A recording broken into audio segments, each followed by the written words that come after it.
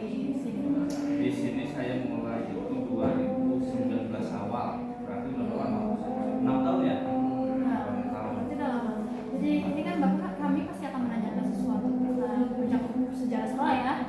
Karena kan ini kan ada historis juga ya Pak. Ya, Nah, untuk Bapak sendiri dari mulai psikologis Bapak ya, ataupun di sekolah ini, bagaimana Bapak bisa memantau interaksi antara guru dan siswa? interaksi antara guru dan siswa, memantaunya. Ya, Kalau interaksi sih, apa ya? Ini masih dalam hal yang biasa orang-orang lakukan, interaksinya ya komunikasi atau apa namanya, menggunakan berbagai macam fasilitas yang ada gitu ya, atau apa namanya, hal-hal yang bisa media sosial atau menyampaikan informasi kayak itu. Yang interaksi kan itu ya paling utamanya menyampaikan informasi gitu ya. Ya bagaimana caranya informasi itu tersampaikan kepada siswa gitu dari pihak manajemen sekolah.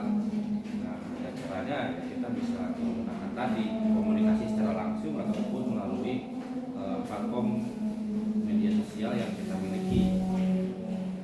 izin saya sendiri Pak. Ya, Apakah ada bagian bagi guru untuk mengembangkan pendidikan psikologis terhadap siswa? Ada bagaimana?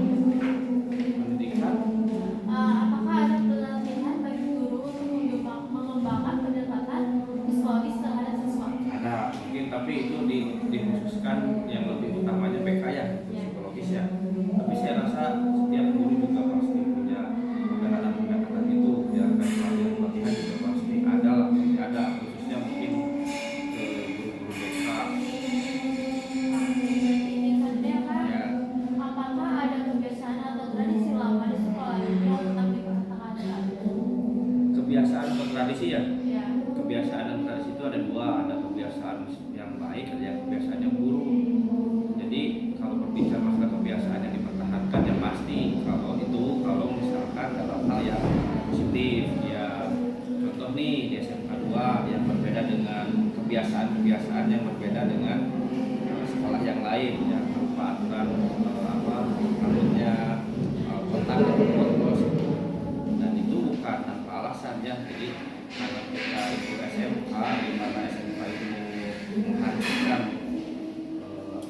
berpenampilan kambing, dan itu juga untuk menghindari kecelakaan kerja, sehingga kita menerapkan aturan untuk yang putra ya, rambutnya cepat atau banyak melontos. Nah itu adalah kebiasaan-kebiasaan yang memang dipertahankan. Kayak di sini disiplinnya luar biasa, dan kalau kebiasaan-kebiasaan itu tetap kita pertahankan.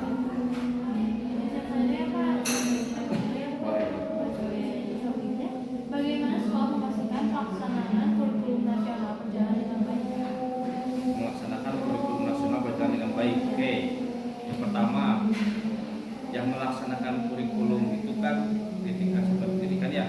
Nah, ujung tombaknya yaitu di guru. Ya, artinya untuk bisa menjalankan kurikulum nasional dengan baik ya gurunya terlebih dahulu dikasih pemahaman terkait kebijakan kurikulum yang baru.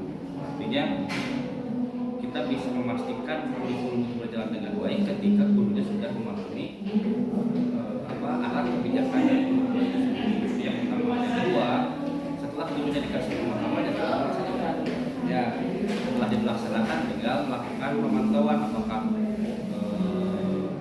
kurikulum ini diterapkan dengan baik oleh seluruh guru atau sebagian guru atau bahkan tidak sama sekali. Jadi paling mencakup pembelajaran ya Pak, Ya. penerapan dalam kebijaksanaan pendidikan nasional.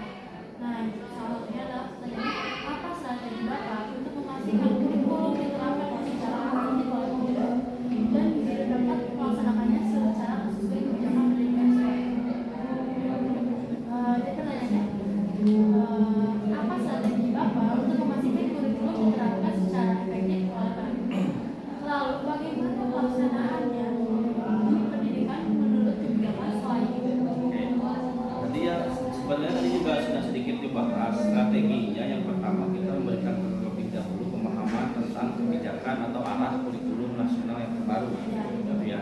Nah selanjutnya cara memberikan informasi itu kan berarti melalui platform pelatihan ya, pelatihan.